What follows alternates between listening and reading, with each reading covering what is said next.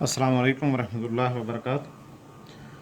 आज का हमारे पास जो लेक्चर है या टॉपिक है वो है क्वेश्चन नंबर 6B, यानी बी पार्ट जो है वो MCQ है, जो और पार्ट नंबर ए है वो शॉर्ट क्वेश्चन है।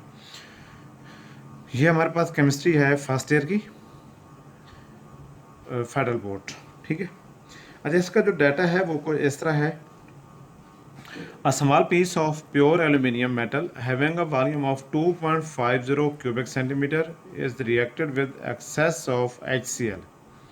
यहाँ पे पता चले तो स्पेशली स्टूडेंट्स के लिए कि यहाँ पे उनको जो कन्फ्यूजन होती है कि इक्वेशन कैसे बनानी है, तो देखें सबसे पहले हमें small piece of pure aluminium, एक तो रिएक्टेंट हमारे पास है aluminium metal having a volume of 2.50 cubic centimetre, उसका वॉल्यूम बता दिया गया इस रिएक्टेड। तो ये जो वर्ड है ना रिएक्टेड, ये शो करता है, ये कंफर्म करता है कि एल्यूमिनियम हमारे पास क्या रिएक्टेंट के तौर पे आ रहा है विद एक्सेस ऑफ ICl। तो साथ चूंकि रिएक्शन हुआ है इसके साथ एक्सेस ऑफ ICl, तो मीन HCl भी रिएक्टेंट है।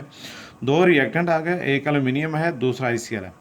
What is the weight of H2 liberated. तो देखें यहाँ पर इस सेंटेंस के अंदर ये बता दिया है कि हमारे पास प्रोडक्ट कौन सी है। एक तो इनमें से प्रोडक्ट है H2, लिबरेट हुई है, एवॉल्व हुई है, रिलीज हुई है, ठीक है, हाइड्रोजन गैस प्रोड्यूस हुई है। एक तो प्रोडक्ट ये हो गया।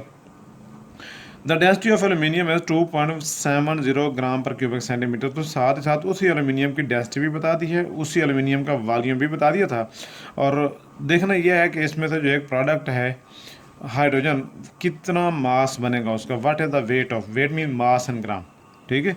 तो इसमें सबसे पहले हम लिखते हैं कि steps to be taken are as follow. सबसे पहले हमारे पास write the balance chemical equation. जब तक हम बैलेंस केमिकल इक्वेशन नहीं लिखेंगे हमें नहीं पता चलेगा कि बेसिकली रिएक्टेंट्स में रेशो क्या है, फिर रिएक्टेंट और प्रोडक्ट में रेशो क्या है, या लिमिटिंग रिएक्टेंट और प्रोडक्ट में रेशो क्या है। तो रेशो चेक करने के लिए हमें सबसे पहले ये काम करना पड़ेगा, क्योंकि इसके बगैर तो हम एक स्टेप भी आगे मूव नहीं कर सकते। दूसरा स्टेप क्या लेंगे, calculate the mass and number of moles of limiting reactant, क्योंकि हमें यहाँ पे डायरेक्ट मास नहीं गिवन, ना ही नंबर ऑफ मोल्स गिवन है लिमिटिंग रिएक्टेंट के।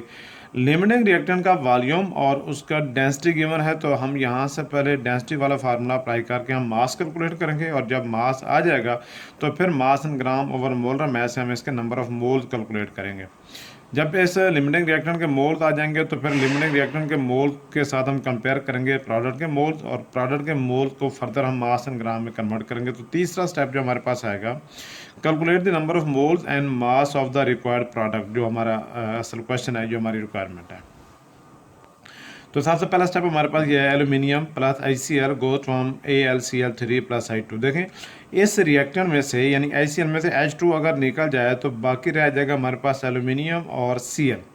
एल्यूमिनियम और Cl, एल्यूमिनियम का जो हमारे पास ऑक्सीडेशन नंबर है या वैलेंसी है वो होती है +3, और क्लोरीन की होती है -1। तो जब ये दोनों हमारे पास जो आयन हैं, कैट आयन और आयन आपस में रिएक्शन करके कंपाउंड बनाएंगे, ये जो 1 वैलेंसी है ये क्रॉस करके इधर आ जाएगी और ये 3 इधर आ जाएगा, तो हमारे पास जो कंपाउंड बनेगा that will B AlCl3, aluminium chloride. अब ये तो अभी हमारे पास प्रोडक्ट बन गई एल्यूमिनियम क्लोराइड, इसको बैलेंस करना। जब हम इसको बैलेंस करना स्टार्ट करते हैं तो सबसे पहले हम यहाँ से देखते हैं, इधर हमारे पास एक Cl है, इधर हमारे पास कितने Cl है, 3। हम क्या काम करें कि ये वाला हमारे पास Al है कि हम इनको बैलेंस करें। अगर हम इस 3 को 2 से मल्टीप्लाई करते हैं तो there will be 6 chlorine atom, बिल्कुल ये 6 क्लोरीन एटम हो जाएंगे। तो 6 क्लोरीन के लिए हमें यहाँ पे 6 से मल्टीप्लाई करने में कोई इतराज़ नहीं, वेरी इजी हो जाएगा। जो ही हम इसको 6 से मल्टीप्लाई करेंगे तो हमारे पास हाइड्रोजन हो जाएंगे 6। यहाँ पर लेफ्ट साइड पर 6 हाइड्रोजन है, जबकि राइट साइड पर 2 थे, तो हम इस 2 को 3 से मल्टीप्लाई करके हाइड्रोजन बराबर कर लेंगे। अब क्लोरीन भी बैलेंस हो गए, हाइड्रोजन भी बैलेंस हो गए, रह गया एल्यूमिनियम। एल्यूमिनियम देखें राइट साइड पर है 2Al, एल्यूमिनियम के 2 एटम हैं, जबकि यहाँ पर एल्यूमिनियम का 1 था, तो हम इसको भी 2 से मल्टीप्लाई करेंगे तो इक्वेशन को बैलेंस करना वेरी ईजी हो जाएगा। अच्छा, जब ये काम हो गया तो समझिए हमारा आधा काम हो गया।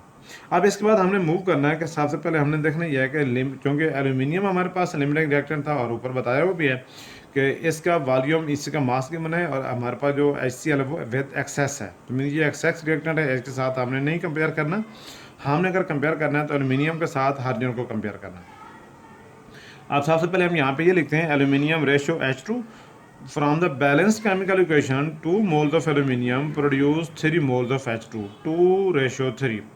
अब 2:3 नंबर ऑफ मोल, अगर तो हमें क्वेश्चन में डायरेक्ट मोल गिवन होते तो हम डायरेक्ट यहाँ पे वैल्यू पुट करके एक्स फाइंड करते, या डायरेक्ट मास गिवन होता तो हम मास से नंबर ऑफ मोल कैलकुलेट करते। देखें हमारे पास इस क्वेश्चन में ना तो नंबर ऑफ मोल गिवन है डायरेक्ट, ना ही हमें मास एंड ग्राम गिवन है। तो हमने क्या करना है, इस वॉल्यूम और इस डेंसिटी से, ठीक है ना, हमने पहले मास कैलकुलेट करना है। As we know that density is equal to mass per unit volume. तो जब हमने मास कैलकुलेट करना है तो डेंसिटी और वॉल्यूम को मल्टीप्लाई कर लेंगे तो हमारे पास फार्मूला बन जाएगा m is equal to D cross V या डी इंटू वी। डेंसिटी की वैल्यू b गिवन है, वॉल्यूम b गिवन है, दोनों को मल्टीप्लाई करेंगे तो 6.75 ग्राम आ जाएगा हमारे पास। सेंटीमीटर क्यूब से क्यूबिक सेंटीमीटर कैंसिल हो जाएगा और हमारे पास आंसर क्या आ जाएगा 6.75 ग्राम। तो हम कह सकते हैं कि हमें जो एल्यूमिनियम गिवन था उसका मास था 6.75 ग्राम। अब 6.75 ग्राम से हम नंबर ऑफ मोल कैलकुलेट करते हैं तो हमारे पास यहाँ लेफ्ट साइड पर आ जाए तो number of mole is equal to mass in gram over mole mass. 6.75 gram अभी हमने कैलकुलेट किया है और हमारे पास जो एल्यूमिनियम का मास होता है वो एटॉमिक मास वो होता है 27 ग्राम पर मोल। ग्राम से gram cancel, 6.75 over 27 that is equal to 1/4 और 0.25 मोल। मोल बन गया 0.25। अब हमने यही वाली वैल्यू पुट की यहाँ पे। अगर एल्यूमिनियम के 2 मोल्स थे तो हाइड्रोजन के 3 मोल्स बन रहे थे, और अब क्या होगा 0.25 मोल है तो इसके कितने मोल बन गए ये हमने कैलकुलेट करना है। अच्छा, अब इसके लिए जो हम कैलकुलेशन करेंगे वही क्रॉस मल्टीप्लिकेशन होगी। तो 2x is equal to 3 into 0.25 हो जाएगा। आप क्योंकि हमने x कैलकुलेट करना है तो x को इधर रहने दें और 2 से डिवाइड कर दें। जब 2 से डिवाइड करेंगे तो 0.25 इंटू 3 0.75 हो जाएगा, divided by 2 is equal to 0.375। x is equal to 0.375, what is x? x is the number of moles of hydrogen. तो ये जो बेसिकली हमारे पास 0.375 आए हैं ये मोल्स ऑफ हाइड्रोजन है। आप चाहें तो यहाँ पे लिख लें मोल्स ऑफ हाइड्रोजन गैस। अच्छा, जब हमारे पास मोल्स ऑफ हाइड्रोजन आ गए ये हमारा आंसर नहीं है। हमने चूंकि आंसर देना what is the weight of atom liberated, इसका मास, नंबर ऑफ मोल को कन्वर्ट करें मास में, यही फार्मूला दोबारा अप्लाई करेंगे। और जब हम इसको मास इन ग्राम के लिए लिखेंगे ना तो नंबर ऑफ मोल्स को मोलर मास से मल्टीप्लाई कर लेंगे और हमारे पास फार्मूला है mass in gram is equal to number of moles into molar mass. Number of moles given है 0.375, इसको मल्टीप्लाई करेंगे हाइड्रोजन का मोलर मास 2.016 से ग्राम पर मोल से मोल कैंसिल, और मल्टीप्लाई करेंगे तो हमारे पास 2.016 मल्टीप्लाइड बाई 0.375 इक्वल टू 0.756 ग्राम।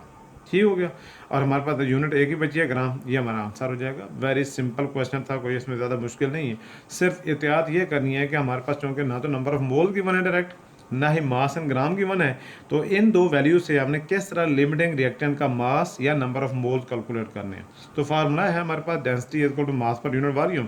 तो ये फार्मूला अप्लाई करेंगे तो हमारे पास मास एंड ग्राम आ जाएगा। इसी के साथ ही एक और क्वेश्चन आज हमने सॉल्व किया है, और वो क्वेश्चन हमारे पास क्वेश्चन नंबर 7B है, यानी इसी एक्सरसाइज का लास्ट क्वेश्चन है और पार्ट बी है। अच्छा, अब इसमें अगर हम देखें तो सबसे पहले हमारे पास डाटा है how much silver chloride will be formed. Silver chloride कितना बनेगा, मीन ये तो प्रोडक्ट है, ये तो पहले ही लाइन से पता चल गया। ये हमारे पास प्रोडक्ट है सिल्वर क्लोराइड बाय मिक्सिंग, किस किस चीज़ को मिक्स कर दें वो दोनों रिएक्टेंट का नाम गिवन है। 120 gram of silver nitrate, silver nitrate का फार्मूला होता है AgNO3, सिल्वर होता है Ag और नाइट्रेट होता है NO3, with a solution of 52 gram of NaCl sodium chloride. ठीक है, एक हमारे पास है सिल्वर नाइट्रेट, दूसरा हमारे पास है सोडियम क्लोराइड। ये दो रिएक्टेंट हैं, उनमें से एक प्रोडक्ट जो हमारे अंडर ऑब्जर्वेशन है, ये जो जिसको हमने फोकस करना है वो है सिल्वर क्लोराइड। बहरहाल इक्वेशन लिखते हुए हम दोनों प्रोडक्ट्स लिखेंगे, दोनों रिएक्टर लिखेंगे, और बाद में सोल्यूशन में हमने सिर्फ ए को ही कंसीडर करना है। इक्वेशन गिवन है AgNO3 plus NaCl goes from AgCl plus NaNO3। अगर हम नाम देखें तो silver nitrate plus NaCl sodium chloride होता है, goes from silver chloride plus sodium nitrate. ये एक रिएक्शन ऐसा है कि जब हम इन दोनों साल्ट के एक्वस सॉल्यूशन को मिक्स करते हैं तो हमारे पास रिएक्शन होता है, ये भी साल्ट है ये भी साल्ट है, लेकिन इसमें एक इशू ये है कि जो AgCl है, याद रखें कि ये हमारे पास प्रेसिपिटेट हो जाता है, मीन्स सॉलिड फॉर्म में आ जाता है, और ये रिएक्शन इतना फास्ट होता है कि जो ही हम इन दोनों साल्ट के सॉल्यूशन को मिक्स करते हैं इमीडिएटली इसके प्रेसिपिटेट बनकर एट द सरफेस आ जाते हैं, टॉप पे आ जाते हैं। चाहे आप टेस्ट ट्यूब में रिएक्शन करवाएं या फ्लास्क में करवाएं, इसके फौरी क्या बन जाते हैं, प्रेसिपिटेट्स बन जाते हैं, और ये NaNO3 जो है ये सोल्यूशन फॉर्म में, ये एक्वस फॉर्म में नीचे, ठीक है ना, रह जाता है, सोल्यूशन फॉर्म में रह जाता है। Steps involve are as under, ठीक है ना। तो देखा सबसे पहले इसमें छोटे छोटे 3 स्टेप हैं, तो क्वेश्चन बहुत ही आसान है। एग्जांपल भी गिवन है और मास एंड ग्राम भी गिवन है रिएक्टेंस दोनों का। तो सबसे पहला स्टेप जो होगा कि हम बैलेंस केमिकल इक्वेशन लिखेंगे, और बैलेंस केमिकल इक्वेशन लिखने के बाद देखते हैं कि इन दोनों में से लिमिटिंग रिएक्टेंट कौन सा है, क्योंकि हमने अपनी प्रोडक्ट AgCl को लिमिटिंग रिएक्टेंट के साथ कंपेयर करना है। जो लिमिटिंग रिएक्टेंट होगा उसी के मास एंड ग्राम के साथ या उसके मोल के साथ हम इसको कंपेयर करके इसका मास कैलकुलेट कर लेंगे। और जो वर्ड यूज़ किया यहाँ पर हाउ मच सिल्वर क्लोराइड, ये मास एंड ग्राम को शो करता है, नॉट नंबर ऑफ मोल्स, ठीक है। हाउ मच मीन्स कितनी क्वांटिटी या कितनी मिकदार है, ठीक है ना, तो मास एंड ग्राम। तो दूसरा स्टेप क्या होगा, find the limiting reactant and compare the number of moles of the required product with it, ठीक है। और तीसरा स्टेप क्या होगा, then convert mole into mass and gram by the formula. तो ये काम तो और भी आसान है लास्ट क्वेश्चन की निस्बत भी। तो आप देखें AgNO3 plus NaCl goes from AgCl plus NaNO3, ये हमारी रिक्वायर्ड प्रोडक्ट है AgCl। इसके साथ हमने कंपेयर ये करना है कि दोनों में से लिमिटिंग रिएक्टेंट कौन सा है। ऑलरेडी डिस्कस कर चुका हूँ कि अगर हमारे पास कोई ऐसी इक्वेशन जिसमें number of moles of reactants are equal, तो इक्वेशन में नंबर ऑफ मोल्स इक्वल है तो कौन सा रिएक्टेंट लिमिटिंग होगा, याद रखें वो रिएक्टेंट जिसका मोलर मास ज़्यादा होगा वो लिमिटिंग रिएक्टेंट होगा। क्योंकि जिसका मोलर मास जितना ज़्यादा होता है वो उतना ही ज़्यादा यूज़ हो रहा होता है अपने मोलर मास के लिहाज से, और जो चीज़ ज़्यादा यूज़ होती है वो जल्दी ख़त्म हो जाती है, and that is called the limiting reactant. अब हम कैलकुलेट भी कर लेते हैं। कैलकुलेट करें तो Ag का एटॉमिक मास है 107.8, नाइट्रोजन का 14, एक ऑक्सीजन का 16 होता है। यहाँ पर 3 ऑक्सीजन आइटम है तो ये 48 हो जाएगा, 16 × 3 48। इन तीनों को ऐड करें तो बनता है 169.8, जिसको हम राउंड ऑफ करके 170 भी नोट कर सकते हैं, ठीक है। और NaCl का देखें 23 सोडियम का और क्लोरीन का 35.5, दोनों को ऐड करें तो 58.5। अब देखा जाए तो एक 170 है और दूसरा 58.5, ठीक है। तो मीन यहाँ से पता चल रहा है कि जो हमारे पास AgNO3 है उसका मोलर मास ज़्यादा है, वो 170 ग्राम यूज़ होता है, जब तक इसके 58.5 ग्राम यूज़ हो रहे होते हैं, ठीक है। तो ये ज़्यादा यूज़ होगा तो जल्दी ख़त्म हो जाएगा, और यही हमारा लिमिटिंग रिएक्टेंट। यहाँ पे जो मैंने एरो लगाए हैं, इस एरो का मतलब है कि इसका मोलर मास ज़्यादा है, इसका मोलर मास कम है, तो जिसका मोलर मास ज़्यादा होगा वो हमारा क्या हो जाएगा, लिमिटिंग रिएक्टेंट हो जाएगा। अब हमने अपनी इसी क्वेश्चन में प्रोडक्ट जो है AgCl इसको कंपेयर करना है AgNO3 के साथ, नॉट NaCl, ठीक है। तो सोडियम क्लोराइड क्योंकि हमारे पास एक्सेस रिएक्टेंट है, बेशक इसकी अमाउंट यहाँ पर कम गिवन है, लेकिन ये भी सारी सारी यूज़ नहीं होगी, कुछ ना कुछ अमाउंट ये बच जाएगी, ठीक हो गया। ये 120 ग्राम पहले यूज़ हो जाएंगे, ये 52 ग्राम पूरा का पूरा यूज़ नहीं हो रहा, ठीक है। लिहाजा क्या होगा, हम इसी के साथ ही कंपेयर करेंगे। अच्छा, जब इसके साथ कंपेयर करेंगे, आप चूँकि हमारे पास मास एंड ग्राम आ गया है तो हमें नंबर ऑफ मोल को कैलकुलेट करने की ज़रूरत नहीं है, हम मास ऑफ रिएक्टेंट से mass of product direct he calculate कर लेंगे, and that is the best method, ठीक है। बजाय इसके पहले आप इसके मास एंड ग्राम को नंबर ऑफ मोल में कन्वर्ट करें, फिर ये इसके नंबर ऑफ मोल कैलकुलेट करें, फिर इसके मोल को दोबारा फिर वापस मास में कन्वर्ट करें, तो उससे बेहतर ये है कि आप डायरेक्ट मास से मास कैलकुलेट करें। अब AgCl का मास बनता है हमारे पास 143.3, यानी यही वाली दो वैल्यूज 107.8 प्लस 35.5 को ऐड करें तो 143.3 बनता है, ठीक हो गया। आप चाहें तो 143 के साथ भी कैलकुलेशन कर सकते हैं। बहरहाल अगर हमारे पास, अब क्वेश्चन को समझने की तरफ आते हैं कि if you have 170 gram of AgNO3 mean that is the 1 mole of AgNO3, it produces 1 mole of AgCl which is equal to 143.3 gram. 170 gram 143.3 gram, and if we have 120 gram instead of 170, if we have 120 gram of AgNO3 then how much mass of AgCl can be formed? ये हमारा question है। इसको हम एक दफ़ा फिर cross multiplication से solve करेंगे तो 170 into x is equal to 143.3 into 120 हो जाएगा। ग्राम से ग्राम कैंसिल कर लेंगे, बाद में हमारे पास जस्ट एक यूनिट बच जाएगी। और जब x इज इक्वल टू 170 इधर जाकर डिवाइड हो जाएगा, 143.3 मल्टीप्लाइड बाई 120 डिवाइडेड बाई 170, ठीक है। इन तीनों वैल्यूज को सॉल्व करें और that will be equal to 101.15 gram, ठीक है। और ये जो हमारे पास 101.15 आया, बेसिकली ये क्या है, AgCl के नीचे लिखा हुआ है x, तो इसका मतलब ये हुआ कि x is the mass of AgCl, x is the mass of AgCl and that is calculated as 101.15 gram. ये हमारा सिंपल सा क्वेश्चन था, हमने सॉल्व कर लिया। तो इसकी प्रैक्टिस करें, ठीक है। Question paper point of view से बहुत इंपॉर्टेंट है।